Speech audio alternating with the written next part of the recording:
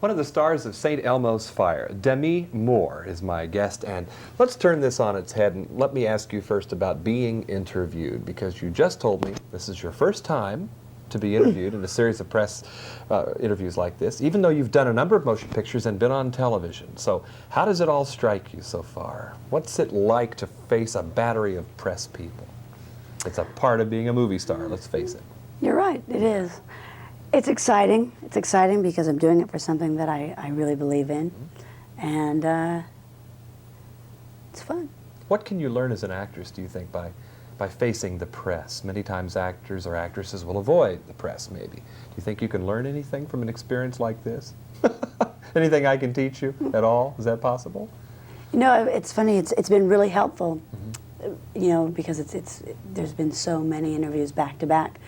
And it's been interesting to get an idea of where everybody thinks, and a lot of things I missed, you know, the first time through seeing the movie, and you know, talking with people, you get a better idea of what the film's all about. So that's supposed to be the way it works, and so far so good.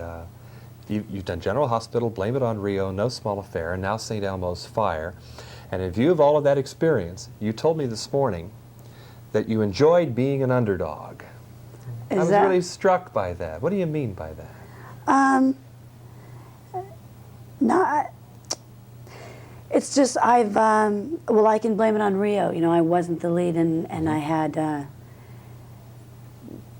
the part that wasn't the most desirable, so you say, out of the two female women's roles, and although you had a mind on your shoulders, you were an intelligent character, and that's not bad for any movie. I guess I'm just somebody who's always like, I feel like I've had to work really hard to get where I am, and it's been a real slow process, and I always haven't been like Michelle was just like given the role in Blame It on Rio out of nowhere, having done nothing, having not gone on interviews or paid it. I hate to say pay any of the dues, but you know what I mean. Yeah.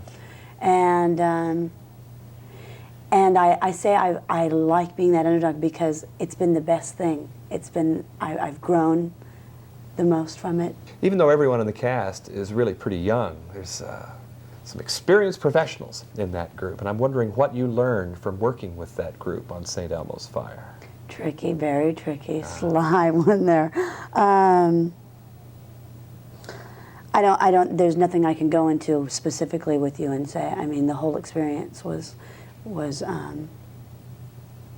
just that, a learning experience. I mean,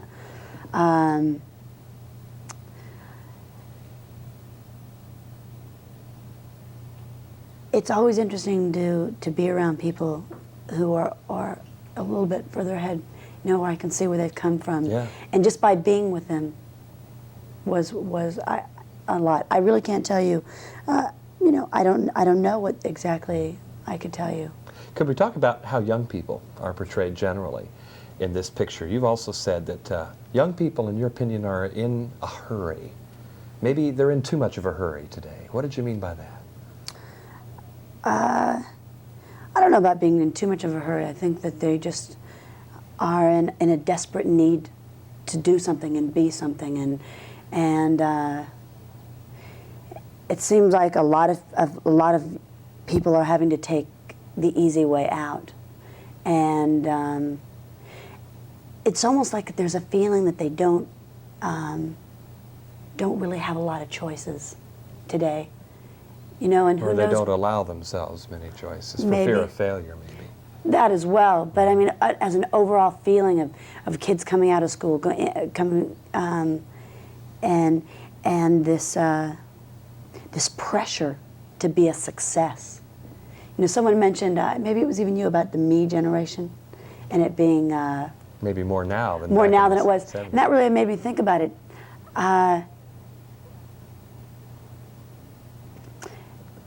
I don't know, because I mean, I think that that's true, but at the same time, even though their choices are turning to this right-wing conservative choice, there's a certain unity in that. I mean, that's their choice, but you know, there's just like this great need to do and belong to something. And do you think St. Elmo's Fire, among a number of youth-oriented films, is maybe saying this in a different way or saying it more powerfully, in your opinion, than some other films that are around? I don't know if it's really saying anything. I mean, like saying any, making any big statement in that way. I think it's just a nice, warm look at these people's lives, and that they're young, and that they're dealing with big problems. You know, our life problems. You know, that I don't think that people or that has been depicted before. You know, I mean, it's just, we're just living in the crisis that we go through, and that it's a reality that we do at 22. I have, you know, we all have these that we go through, and it's just survival. I think it's really, I mean, you see people surviving, and to the best of their ability, trying to support one another.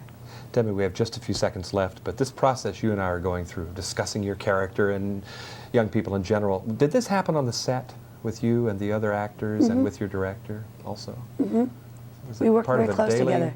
daily investigation or something? Yeah, yeah. Isn't that nice? Sounds like a strong group that can come out of an experience like this. And by golly, I hope to be seeing you a lot more in the future, and maybe some more interviews as well. Thank you. As her interview career progresses, as well as that as an actress. Demi Moore, and she's in St. Elmo's Fire. I'm John Tibbetts in Los Angeles for KCTV5.